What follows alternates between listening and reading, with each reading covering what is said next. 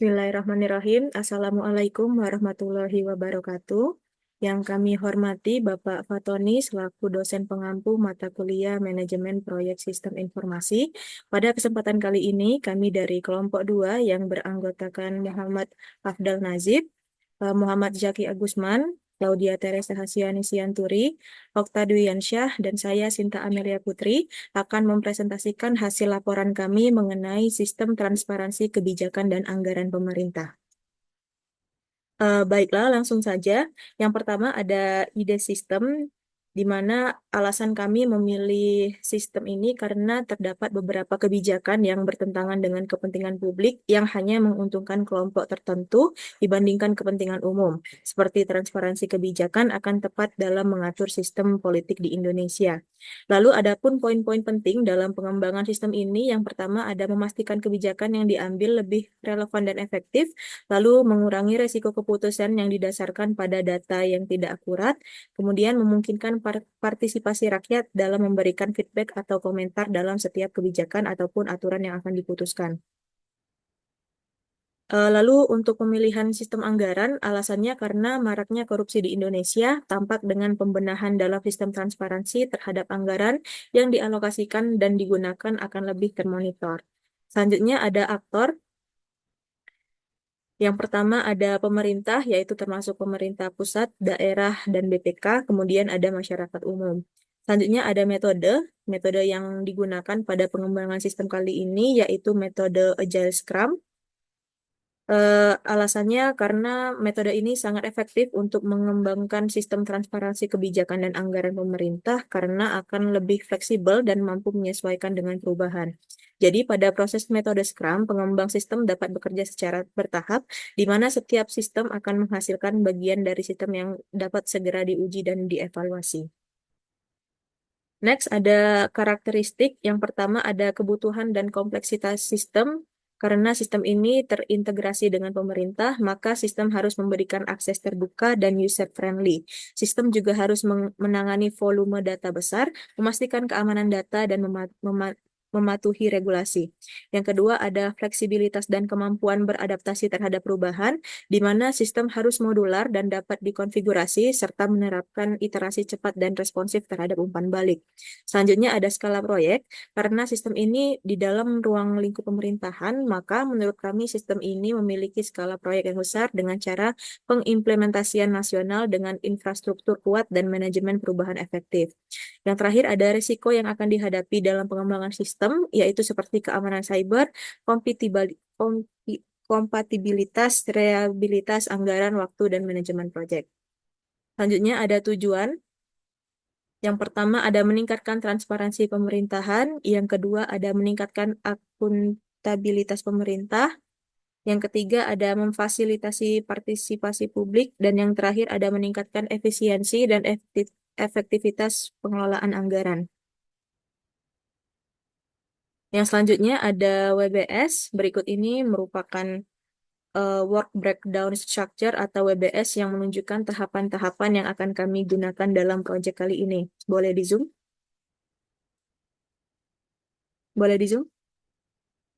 Ya, yang pertama itu merupakan judulnya, yaitu proses sistem transparansi kebijakan dan anggaran pemerintah. Adapun tahapan-tahapan yang akan kami gunakan dalam proyek kali ini, yang pertama ada investigasi awal, yang kedua ada analisis masalah, yang ketiga ada analisis kebutuhan, yang keempat ada analisis keputusan, yang kelima ada desain, yang keenam ada konstruksi, dan yang terakhir ada implementasi. Baiklah, selanjutnya akan dijelaskan oleh rekan saya.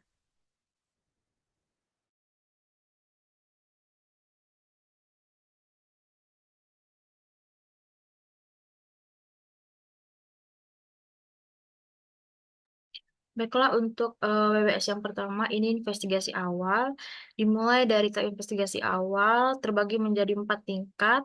Dari tingkat pertama, itu mengumpulkan data dari departemen pemerintah terkait, terus kemudian mengidentifikasi prosedur kebijakan dan anggaran, kemudian membuat rumusan project charter dari alur kebijakan dan anggaran, kemudian pembuatan dokumentasi KIR hasil investigasi awal.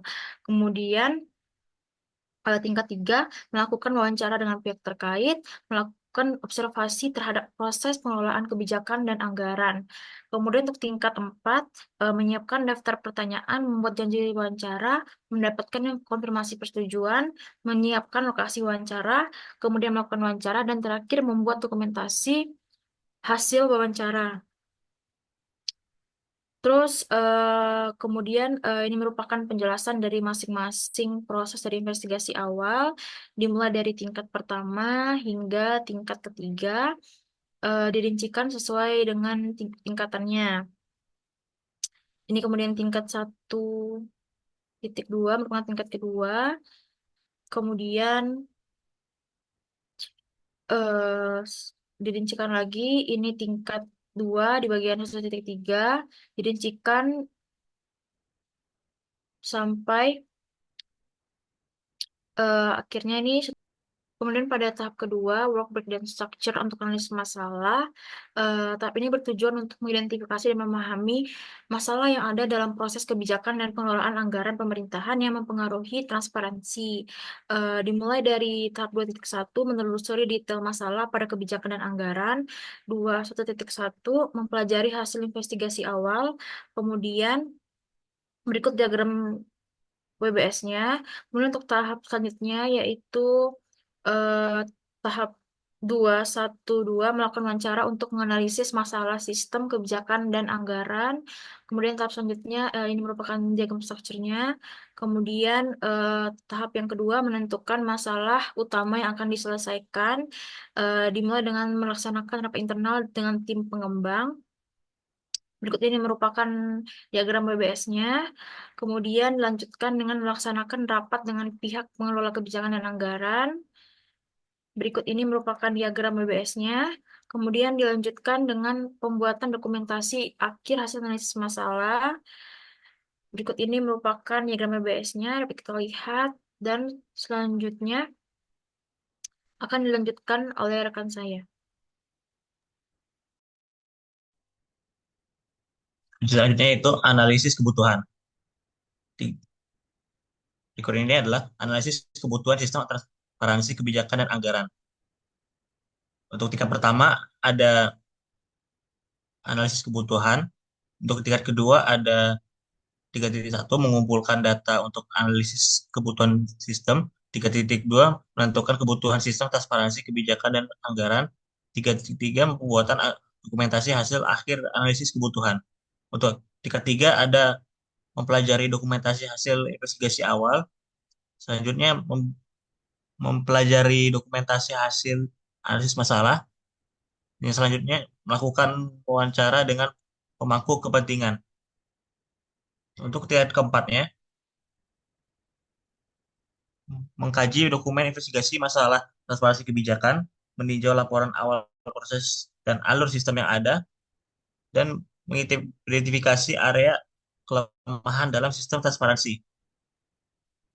Selanjutnya ada mengumpulkan data untuk analisis kebutuhan sistem, lalu ada mempelajari dokumentasi hasil investigasi awal, lalu mengkaji dokumen investigasi masalah transparansi kebijakan, lalu meninjau laporan awal proses dan alur sistem yang ada, mengidentifikasi area kelemahan dalam sistem transportasi transparansi. Selanjutnya ada mempelajari dokumentasi hasil analisis masalah. Analisis mas Lalu selanjutnya ada melakukan wawancara dengan pemangku kepentingan. Lalu ini adalah tabel WBS-nya. Lalu ada ke- menentukan kebutuhan sistem transparansi kebijakan dan anggaran. Saya lihat tabel WBS-nya.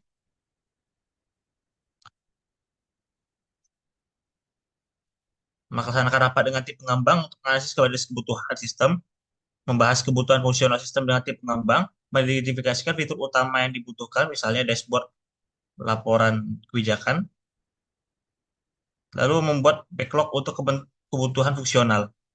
Lanjut. Selanjutnya melaksanakan rapat dengan pemangku kebijakan. Berikut adalah diagram PBS-nya. Lalu menyiapkan agenda dan lokasi rapat dengan pemangku kebijakan. Lalu mengidentifikasi kebutuhan fungsional non fungsional sistem, misalnya keamanan dan kinerja.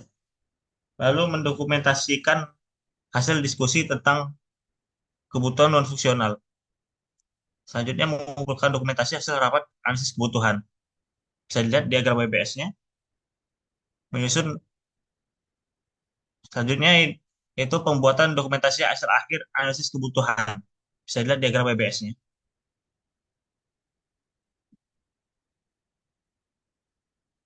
Berikut poin-poinnya.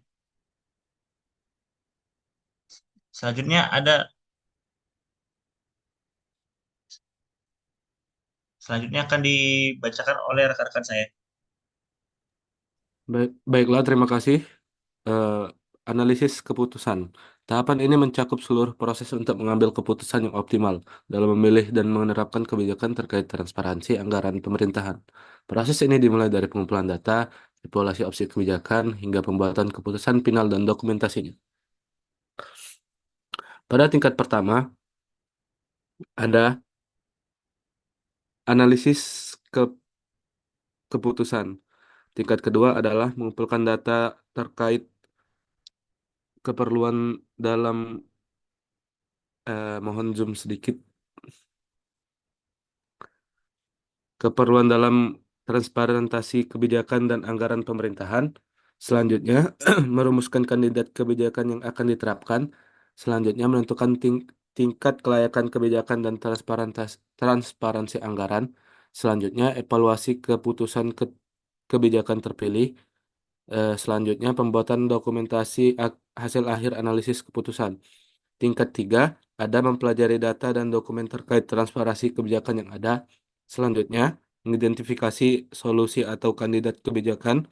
Dan tingkat 4, ada mengumpulkan laporan anggaran pemerintah yang relevan. Selanjutnya, mengumpulkan dokumen kebijakan yang mengatur transparansi. Dan yang terakhir, menganalisis data transparansi kebijakan yang telah ada. Next. Eh, Mungkin zoom out. Yang pertama poinnya ada mengumpulkan data terkait keputusan dalam transparansi kebijakan dan anggaran pemerintahan. Poinnya dapat dilihat di layar. Selanjutnya, mengidentifikasi solusi atau kandidat kebijakan. Diagram dan poinnya dapat dilihat di layar. Selanjutnya, merumuskan kandidat kebijakan yang akan diterapkan. Diagram dan poinnya dapat dilihat di layar. Selanjutnya, menganalisis dampak setiap kandidat kebijakan. Diagram dan poinnya dapat dilihat di layar. Selanjutnya, menentukan tingkat kelayakan kebijakan dan transparansi anggaran. Poin dan diagramnya dapat dilihat di layar. Selanjutnya, membuat dokumen final dari hasil rapat kebijakan. Diagram dan poinnya dapat dilihat di layar. Selanjutnya, ada evaluasi keputusan kebijakan terpilih. Diagram dan poinnya dapat dilihat di layar. Selanjutnya, 442 menyusun laporan akhir untuk dipresentasikan kepada pemangku kebijakan. Diagram dan poinnya dapat dilihat di layar. Selanjutnya 45, pembuatan dokumentasi hasil akhir analisis keputusan, poin dan diagram dapat dilihat di layar. Selanjutnya 4.5.2, membuat dokumentasi final hasil analisis keputusan, poin dan diagram dapat dilihat di layar. Baiklah, mungkin itu saja. Selanjutnya akan dijelaskan oleh rekan saya. Baiklah, terima kasih sebelumnya. Baiklah, di sini saya akan menjelaskan tentang WBS dari desain. Di sini eh, WBS dari desain terdiri dari empat tingkatan. Yang pertama di tingkat pertama yaitu ada desain, dan di tingkat kedua ada di 5.1 ada perancangan UX yang terdiri dari pengembangan alur navigasi, peta. Dan selanjutnya untuk tingkat ketiga terdiri dari optimalisasi pengalaman pengguna yang terdiri dari desain responsif, aksesibilitas untuk difabel, fitur pencarian efisien. Selanjutnya tingkat dari tingkat kedua desain antarmuka pengguna UI eh, terdiri dari tingkat ketiga yaitu desain visual halaman utama yang terdiri dari tampilan dashboard utama, skema warna dan desain, tampilan yang bersih dan profesional. Selanjutnya dari tingkat ketiga dari 5.2, desain halaman detail kebijakan dan anggaran, terdapat poin-poin seperti tata letak informasi kebijakan, desain tabel anggaran, grafik interaktif anggaran. Selanjutnya untuk poin ke tingkat kedua dari 5.3 yaitu arsitektur website, terdiri dari desain struktur informasi yang terdiri dari beberapa bagian, yaitu kategori konten yang terstruktur, hierarki halaman, struktur URL yang ramah pengguna.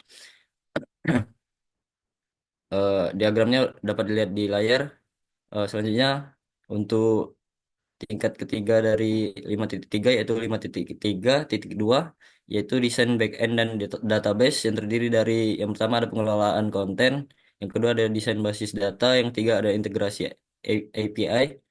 Selanjutnya tingkat ketiga yaitu dari 5.3 yang ketiga yaitu desain keamanan website, terdiri dari yang pertama ada pengamanan data pengguna, yang kedua ada autentikasi dan otorisasi pengguna, dan yang ketiga ada backup dan pemulihan data.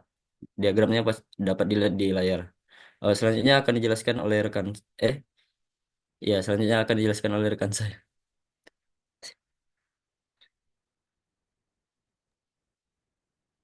Baiklah, selanjutnya ada tahapan konstruksi, di mana tahapan ini berfungsi untuk pembuatan infrastruktur seperti pengaturan server, hosting, dan domain untuk memastikan aksesibilitas dan keamanan situs web, serta persiapan alat pengembangan yang diperlukan. Lalu adapun tahapan-tahapannya, yang pertama ada pengembangan sistem, boleh di-scroll ke bawah aja, di-scroll ke bawah. Pengembangan sistem ini dibagi lagi menjadi pengembangan modul utama yang terdiri dari pengkodaan modul utama, pengujian unit modul. Selanjutnya ada integrasi data yang terdiri dari pengaturan sumber data dan pengujian integrasi data. Lalu ada pengujian fungsional yang terdiri dari penyusunan skenario pengujian. Scroll lagi boleh. Dan pelaksanaan pengujian. Selanjutnya ada penyesuaian dan penyempurnaan yang terdiri dari, boleh di-scroll?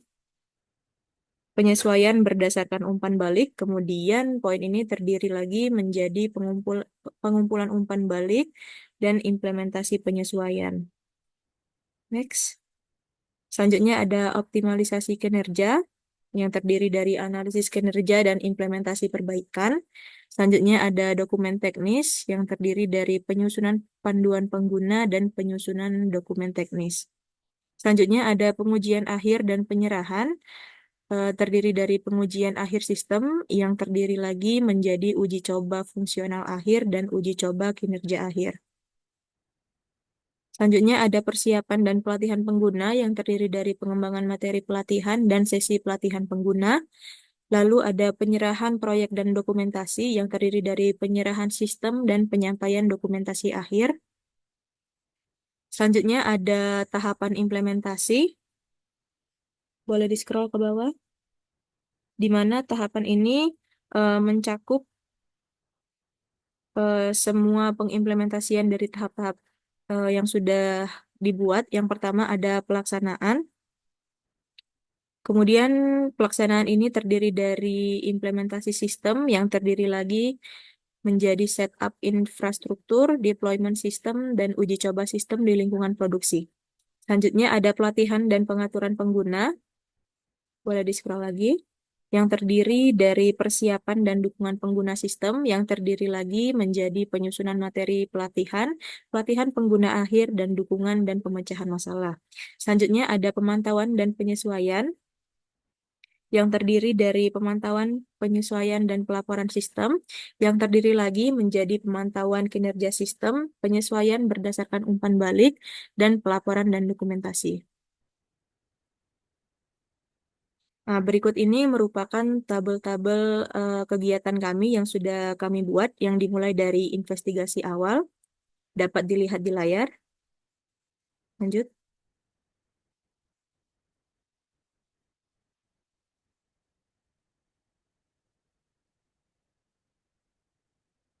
Lanjut. Selanjutnya ada tahapan yang kedua, yaitu analisis masalah, di mana tabel-tabelnya dapat dilihat di layar. Lanjut.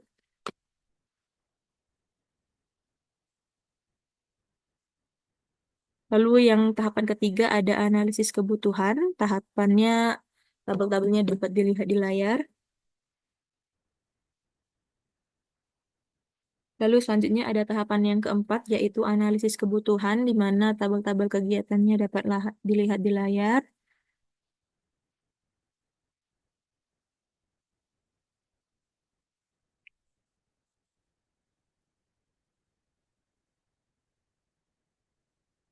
Lalu yang kelima, ini ada tahapan desain, di mana tabel-tabelnya dapat dilihat di layar. Dan tahapan keenam, di mana tabel-tabelnya dapat dilihat ke layar. Dan yang terakhir ada tahapan implementasi. Boleh di-scroll. Nah, ini merupakan tahapan implementasi di mana tabel-tabel kegiatannya dapat dilihat di layar. Next, merupakan bagan organisasi project, di mana yang paling atas adalah project manager, kemudian dibagi lagi menjadi finance and procurement team, kemudian ada finance and procurement team, dan Legal and Development Team, kemudian dibagi lagi menjadi Finance and Recruitment Team, kemudian IT and Development Team, kemudian ada Money Ticketing and Evaluation, kemudian yang paling bawah ada Stakeholder. Nah, kemudian berikut ini merupakan rencana anggaran proyek yang sudah kami buat berdasarkan estimasi, di mana sumber daya manusianya kurang lebih terdapat 26 orang. Yang pertama itu ada tim analisis kebijakan, lalu tim observasi, tim analisis proses, tim dokumentasi, tim analis, kemudian ada manajer project, tim analis keuangan, tim dokumentasi, pengelola data, narasumber, tim pengembangan, tim manajemen, product owner, stakeholder, tim wawancara, Scrum Master, tim Agile, tim UX Designer, tim IT, tim UI Designer, tim Backend, tim Front-End, tim keamanan data, tim database, tim pelatihan, tim monitoring, dan tim dukungan teknis. Boleh di next lagi. Nah, kemudian berikut ini merupakan total keseluruhan dari masing-masing tahapan, di mana tahap investigasi awal total keseluruhan biayanya mencapai kurang lebih 157.350.000. Kemudian ada tahapan yang kedua, yaitu tahapan analisis masalah, di mana estimasi biayanya kurang lebih sekitar 39.600.000. Kemudian ada total biaya analisis kebutuhan, estimasinya sekitaran 36.600.000. Kemudian ada total biaya tahapan keputusan, di mana estimasi biayanya sekitar 55.200.000. Selanjutnya ada total tahapan desain, di mana estimasi biayanya sekitar 70 juta. Kemudian ada total biaya konstruksi, di mana estimasinya sekitar 175.550.000. Kemudian ada tahapan implementasi, di mana estimasi biayanya sekitar 127.500.000. Kemudian total dari keseluruhan tahapan ini estimasinya sekitar 660.800.000. Baiklah, mungkin itu saja presentasi dari kami. Mohon maaf apabila masih terdapat banyak kekurangan. Kepada Allah kami mohon ampun. Kami akhiri. Wabillahi taufik wal hidayah. Wassalamualaikum warahmatullahi wabarakatuh.